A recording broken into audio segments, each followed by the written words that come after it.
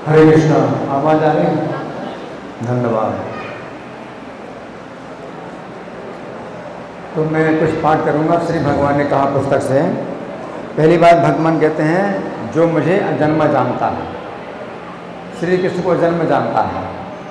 तो यहाँ पर श्री कृष्ण कह रहे हैं कि हमें जानना चाहिए कि वे अजन्मा है। क्या अजन्मा है ना? तो यहाँ पर प्रभुपाद कहना चाहते हैं कि जीवों को जिस समय अजन्मा कहा जाता है उस समय उनके शरीर पर विचार ना करके जीवात्मा पर ही विचार किया जाता है। क्या जीवात्मा को अजन्मा कहा जाता है तो शरीर पर विचार नहीं किया जाता, जीवात्मा पर विचार किया जाता है। परंतु जिस समय श्री कृष्ण को अजन्मा कहा जाता है उस समय उनके शरीर और आत्मा दोनों पर विचार किया जाता है। श्री कृष्ण का शरीर भी और आत्मा दोनों अजन्मा है ना? वास्तव में तो श्री कृष्ण के शरीर और आत्मा में कोई अंतर नहीं है। हमारे शरीर और आत्मा में अंतर है ना? इस श्लोक में माम शब्द का अर्थ है श्री कृष्ण जो देवकी के पुत्र हैं। क्या देवकी के पुत्र हैं? अतः प्रश्न उठता है कि जो देवकी के गर्भ से उत्पन्न हुए, गोकुल में पले हुए थे, उन श्री कृष्ण को जन्मा कैसे समझा जाए? परंतु रहस्य की बात यही है, भागवत के 10वें स्कंद के अंतर्गत अध्याय संख्या 3 में वर्णन आता है कि जिस समय श्री कृष्ण का देवकी के गर्भ से जन्म हुआ, क्या श्री कृष्ण का देवकी के गर्भ से जन्म हुआ, उस समय देवकी ने श्री कृष्ण की इस प्रकार स्तुति की। देवकी ने श्री कृष्ण की इस प्रकार स्तुति की, हे श्री कृष्ण आप संपूर्ण विश्व के कारण हैं। देखो जन्म देने वाली माँ कह रही है, हे श्री कृष्ण आप संपूर्ण विश्व के कारण हैं, परंतु आपका कोई भौतिक कारण नहीं है। आपके शरीर में कोई परिवर्तन नहीं होता है। वेदों का कथन है कि आप ही संसार में एकमात्र सार हैं। समस्त वेदों में आपका ही वर्णन हुआ है। आपको समझ लेने पर व्यक्ति सब कुछ समझ लेता है। क्या? हाँ, आपको समझ लेने पर व्यक्ति सब कुछ समझ लेता है। आपसे ही सब कुछ उत्पन्न होता है, परंतु आपकी उत्पत्ति नहीं होती है। कौन कह रहे हैं? माता देवकी कह रही हैं, जिन्होंने जन्म दिया वो कह रही हैं आप समस्त कारणों के कारण हैं, आपसे ही दिव्य ज्ञान प्राप्त होता है। जिस समय काल के वेग से प्रलय होती है उस समय सब कुछ नष्ट हो जाता है, उस समय केवल आप ही शेष रहते हैं। क्या? उस समय आप ही शेष रहते हैं। आपसे ही भौतिक प्रकृति के सभी कार्य प्रारंभ होते हैं। काल भी आपका एक अन्य रूप है। आप समस्त सौभाग्य के भंडार हैं, मैं आपकी शरण लेती हूँ। देखो जन्म देने वाली माँ ऐसा बोल रही है और भगवान की शरण ले रही। इस प्रकार यदि देव की देवी जिन्होंने श्री कृष्ण को जन्म दिया वे देवी ही श्री कृष्ण को जन्मा कहती हैं, तो वे हमें क्या अधिकार है कि हम कहें कि श्री कृष्ण का जन्म होता है? क्या समझ? जिसने जन्म दिया वो माता कह रही है कि श्री कृष्ण जन्मा है, फिर हम कैसे कह सकते हैं कि नहीं वो जन्मा नहीं है, वो तो देवकी के गर्भ से उन्होंने जन्म लिया था। अब अनादि क्या? पहली बात तो अजन्मा है, दूसरा अनादि। अनादि का क्या मतलब है?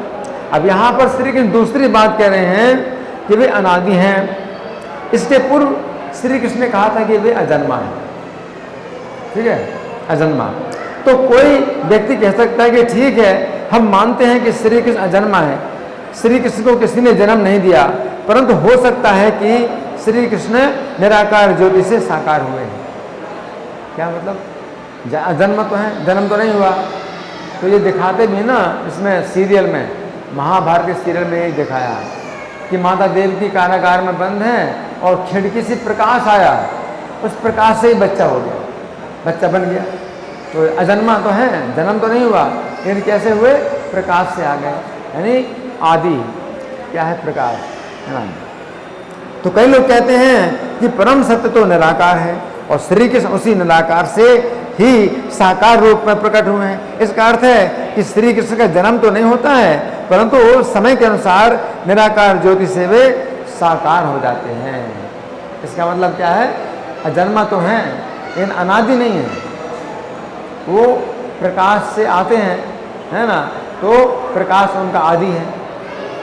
ऐसे लोगों का मानना है कि चूंकि निराकार ज्योति ही मूल है तथा परम सत्य है, अतः श्री कृष्ण का उतना महत्व नहीं है जितना निराकार ब्रह्म का महत्व है। क्या कहते हैं भाई, निराकार से अगर कृष्ण आए तो कृष्ण का उतना महत्व नहीं जितना निराकार का महत्व है, ऐसा कहते हैं। परंतु श्री कृष्ण यहाँ पर कह रहे हैं कि ऐसा नहीं है, क्योंकि श्री कृष्ण अनादि हैं। श्री कृष्ण का कोई आदि नहीं है, वो निराकार से नहीं आते, है ना। निराकार ज्योति उनसे आती है, श्री कृष्ण से निराकार ज्योति आती है, निराकार ज्योति से श्री कृष्ण नहीं आते, है ना। जो लोग कहते हैं कि श्री कृष्ण का आदि निराकार ब्रह्म ज्योति है, वे मूर्ख हैं, वे मूर्ख हैं। इसलिए अगर आप मूर्ख नहीं बनना चाहते हो तो इस बात को समझ लो कि श्री कृष्ण निराकार से साकार नहीं होते हैं, है ना। आप मूर्ख नहीं बनना चाहते हो तो अजन्मा भी समझो कि कृष्ण जन्म नहीं लेते, और दूसरी बात कि जन्म तो नहीं लेते लेकिन निराकार से साकार होते हैं, तो ये भी मूर्खता है। इसलिए किसी प्रकार से मूर्ख मन बनो। निराकार ब्रह्म ज्योति तो श्री कृष्ण के शरीर का प्रकाश है। क्या? निराकार ब्रह्म ज्योति तो श्री कृष्ण के शरीर का प्रकाश है। गीता 14:27 में श्री कृष्ण कहते हैं कि वही उस निराकार ब्रह्म ज्योति के आश्रय हैं। गीता 2:12 में श्री कृष्ण कहते हैं ऐसा कोई समय नहीं था कि श्री कृष्ण नहीं थे, अथवा श्री कृष्ण के स्थान पर निराकार ब्रह्म ज्योति थी। ऐसा कोई समय नहीं था कि श्री कृष्ण नहीं थे या श्री कृष्ण के स्थान पर निराकार ब्रह्म ज्योति थी। पिछले श्लोक में श्री कृष्ण ने यही बात कही है कि इस घटना को किसी ने भी नहीं देखा कि कभी श्री कृष्ण नहीं थे, है ना। इस घटना को किसी ने नहीं देखा कि श्री कृष्ण नहीं थे और कभी निराकार ब्रह्म ज्योति से श्री कृष्ण प्रकट हुए, है ना। इसलिए अच्छा यही है, यदि श्री कृष्ण कह रहे हैं कि वे अनादि हैं तो हम मूर्खता पूर्वक ये ना सोचें कि शायद श्री कृष्ण निराकार से साकार हुए हैं। तो ऐसे शायद लगाना क्या है?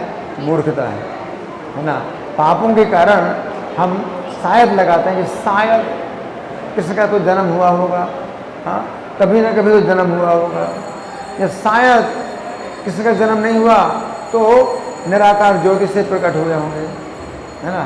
तो इस तरह से शायद करते हैं तो ये बात गलत है।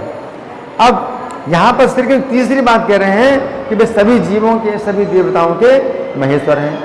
इसके पूर्व श्री कृष्ण ने कहा था वे जन्मा है, अनादि हैं।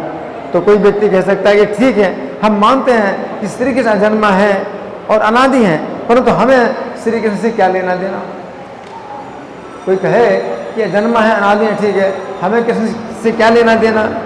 श्री कृष्ण यदि अजन्मा अनादि हैं तो बने रहें, हमें श्री कृष्ण की क्या आवश्यकता है। तो यहाँ पर श्री कृष्ण कह रहे हैं कि वे केवल अजन्मा और अनादि ही नहीं है, वे सभी जीवों के महा ईश्वर हैं। क्या है? महा ईश्वर हैं। श्री कृष्ण संपूर्ण लोकों के महा ईश्वर हैं, अर्थात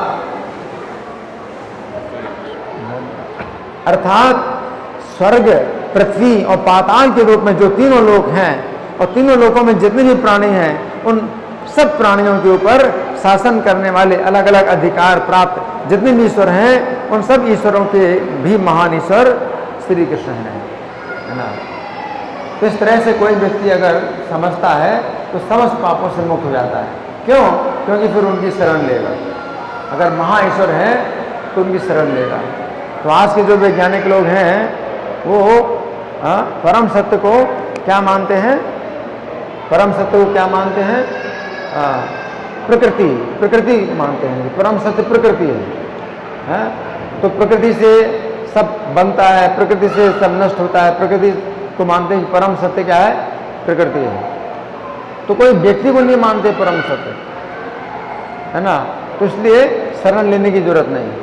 तो आज के विज्ञान में जो है वो निराकार प्रकृति को ही जो है परम सत्य मानते हैं कि प्रकृति से सब बना है, और प्रकृति से जो है सब नष्ट होता है, तो वो कोई व्यक्ति नहीं है ना। तो हमें शरण लेने की जरूरत नहीं है। हाँ, वो हमारा उनसे कोई संबंध नहीं बन सकता क्योंकि वो व्यक्ति नहीं है। प्रकृति है। तो इस प्रकार से जो है भगवान के साथ वो ना तो संबंध बनाना चाहते हैं और ना शरण लेना चाहते हैं, है ना। तो ये क्या है, पापों से मुक्त नहीं हो सकते, ये पापों से मुक्त नहीं हो सकते हैं। अगर आप इस बात को समझोगे और आप उनकी शरण लो तो आप सब पापों से मुक्त होगे। और जो व्यक्ति कृष्ण को अजन्मा और अनादि जानता है और सब लोगों के महेश्वर जानता है तो उनकी शरण लेगा। क्यों शरण लेगा? कि हम जो है जन्म मरण के चक्र से छूटना चाहते हैं, हमें वो शरण, तो हम उनकी शरण लेते हैं। माता देवी की जिन्होंने कृष्ण को जन्म दिया वो भी श्री कृष्ण की शरण लेती हैं। और कुछ ऐसे भी भक्त हैं ऊंचे धरातल के, तो वे जो है कृष्ण को अपना पुत्र मानते हैं। जैसे माता यशोदा कृष्ण को अपना पुत्र मानती हैं, है ना। तो कृष्ण को अपने पुत्र से ज़्यादा कुछ नहीं मानती हैं। अब आप कहें कि नहीं तो वो पापों से नहीं मुक्त होंगी या वो अज्ञान में है, नहीं। माता यशोदा या जो ब्रजवासी हैं वो अज्ञान में नहीं है, जो कृष्ण को इतने मानते हैं कि यशोदा के पुत्र हैं, नंद के पुत्र हैं, तो ये अज्ञान नहीं है। क्योंकि ऐसी स्थिति में क्या है, उनका ज्ञान ढका हुआ है, उसको अज्ञान नहीं कहेंगे। जो ब्रजवासी लोग जो है कृष्ण को माता यशोदा का पुत्र मानते हैं या देवकी का पुत्र मानते हैं और उनसे प्रेम करते हैं, तो वो क्या है, अज्ञान नहीं है। ये भगवान जो है उनके ज्ञान को ढक देते हैं योग माया के द्वारा, जिसके द्वारा वे भगवान के और निकट आते हैं और भगवान की सेवा करते हैं। तो ये ज्ञान नहीं है। लेकिन जो असुर लोग भगवान को जन्म मानते हैं कि इनका जन्म मरण होता है और कृष्ण की शरण नहीं लेते, कृष्ण की सेवा नहीं करते, वो अज्ञान है, वो पापों से नहीं छोड़ सकते, है ना। लेकिन जो बहुत उच्च कोटि के भक्त हैं तो वे अपने कृष्ण को जो है अपना सखा मानते हैं, अपना पुत्र मानते हैं, अपना पति मानते हैं, तो वो जो है बहुत ऊंची स्थिति में है। उनका ज्ञान योग माया से ढका है और योग माया से जो है भगवान अक्सर उनको बीच बीच में वो दिखाते रहते हैं, अपना ज्ञान देते रहते हैं। जैसे माता यशोदा कृष्ण को अपना स्तन पिला रहे हैं, स्तन पिलाते पिलाते कृष्ण जो है जमाई लेते हैं, और जमाई लेते तो माता यशोदा कृष्ण के मुंह में ही पूरा जगत देखती है। तो भगवान संकेत कर रहे हैं माता से कि हे माता, तुम जो मुझको अपना स्तन पिला रही हो तो ये केवल मुझे नहीं पिला रही हो, पूरे जगत को संतुष्ट कर रही हो, पूरे जगत को तृप्त कर रहे हो, है ना। तो माता यशोदा जो है इस प्रकार से चकित हो जाती हैं और फिर कृष्ण अपनी योग माया से फिर से ज्ञान ढक देते हैं। तो ये ज्ञान ढका है योग माया से, तो वो जो है अज्ञान नहीं है। लेकिन जो असुर लोग होते हैं माया अपहृत ज्ञान, माया के द्वारा ज्ञान हरण हो गया, महामाया के द्वारा ज्ञान हरण हो गया, तो वो अज्ञान है, इसलिए वो कृष्ण की शरण में नहीं आते। इसलिए ये जरूरी बात जो भगवान बताते हैं, इस भौतिक जगत के हम जैसे लोग हैं जो पापों से ग्रस्त हैं, तो हमें पापों से छूटने के लिए किसी को इस प्रकार समझना होगा। लेकिन फिर ऊंची स्थिति में कोई अगर कृष्ण को जो है यशोदा का पुत्र मानता है या कोई माता अपना पुत्र मानती हैं, तो वो जो है वो नहीं है कि वो पापों से बंधे हैं, वो पापों से नहीं बंधे हैं, बल्कि उनकी बहुत ऊंची स्थिति है ना। तो ये योग माया का और महामाया का अंतर है। धन्यवाद। ग्रंथराज श्रीमद् भगवद गीता की जय, श्रील प्रभुपाद की जय। हरे कृष्णा।